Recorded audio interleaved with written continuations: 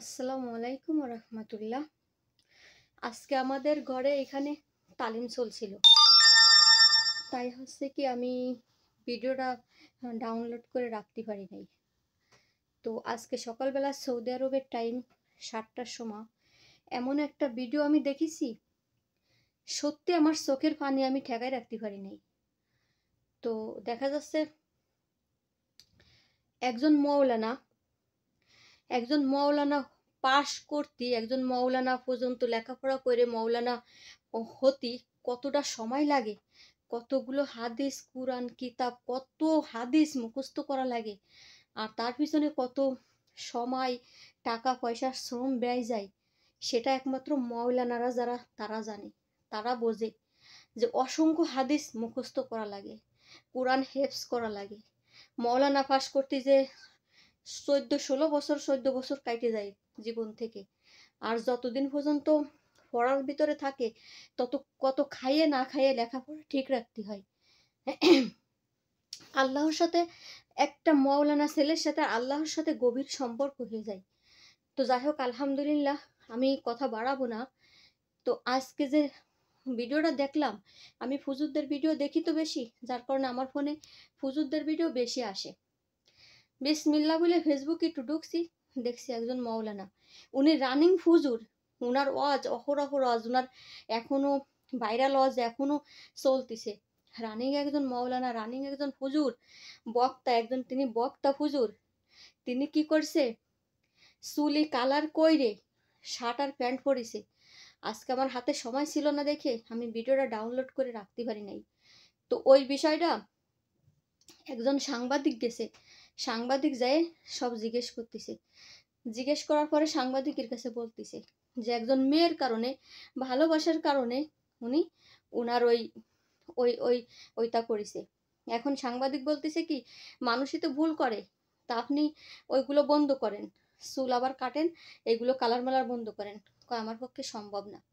নাউজুবিল্লাহ আস্তাগফিরুল্লাহ, একজন মৌলানা ভার্স ছেলের মুখ দিয়ে ওই কথা বলে। আর আমি সত্যি কথা আমার চোখতে দেখছি ভিডিওটা, আমি একদম চুল সাদা করেছে, কালো প্যান্ট পরেছে, কালো শার্ট পরেছে, সেই নিচেই পায়ের টাকনুর নিচেই পড়েছে। তো আমি বলবো বলবো যে আল্লাহ পাকের সাথে এতটা বছর ধরে আপনি মোহাব্বত করলেন, ভালোবাসলেন, আল্লাহর থেকে ভালোবাসা মানুষকে বেশি বেশি ফেলাইছেন। এই জন্যে আমি সবসময় বলি, ওই রকম ভালোবাসাকে আমি ঘৃণা করি, যে ভালোবাসা সুন্দর জীবন নষ্ট করে দেয়। ওই রকম ভালোবাসা আমি ঘৃণা করি, যে ভালোবাসা একজন মৌলানা পাশ মতো ছেলেকে একেবারে বাইসে থাকা জীবনটা, লাইফটা নষ্ট করে দেয়। ওই রকম ভালোবাসা ঘৃণা করি, যে সংসার ফেলাই থুয়ে, ছেলে মেয়ে ফেলাই থুয়ে ভালোবাসার পিস পিস দৌড়ে জীবনটাই শেষ হয়ে যায়। আমি ভালোবাসা দুই চোখের বিষ। কারণ একজন মৌলানা পাশ ছেলে যদি আল্লাহকে এতটা বছর ধরে আল্লাহর হুকুম মাইনে সইলে মৌলানা পাশ হয়ে, যেহেতু আল্লাহর মোহাব্বতের থেকে যদি একজন বান্দার মোহাব্বত বেশি হয়ে যায়, তা তারে ভালোবাসা বলে? তার সেই ভালোবাসাকে ঘৃণা করা উচিত। আল্লাহ না করুক, যে মেয়েটাকে হুজুরটা ভালোবাসে, সেই মেয়েটার যদি আল্লাহ পাক মৃত্যু দান করে, যদি মারা যায়, তাহলে কি করবে? ওই মেয়েটা যদি হুজুরের আগে যদি মারা যায়, তা হুজুরও কি কোনো আত্মহত্যার পথ বাইছে নেবে নাকি? এটা সম্পূর্ণ নাজায়েজ কাজ। আর এই বিষয়টা অন্য কোনো আলেম, মৌলানা, হুজুররা কিভাবে এই বিষয়টা মাইনে নিচ্ছে সেটা আমার মাথায় আসে না, আমার আমার বুঝি আসে না। আমি আমার মনটা আজকে মানে খুবই খারাপ। আজকে তালিমের দিন ছিল, অনেকটা খারাপ লাগছে হুজুরের ভিডিওটা দেখে আমার, যে আর একজন হুজুর ওইগুলো ফেলে করতেছে, আর ওই অস করে করে ওইগুলো বলতেছে ওই কথাগুলো। তো একজন মৌলানা পাশ ছেলের কাছ থেকে, রানিং বক্তা হুজুর, ওনার কাছ থেকে এই ধরনের ব্যবহার কোনো মুসলমান আশা করি নাই। তো উনি শুধু ওনার লাইফটা নষ্ট করলো না, উনি পুরো মৌলানা পাশ হুজুরদের অপমান করলো।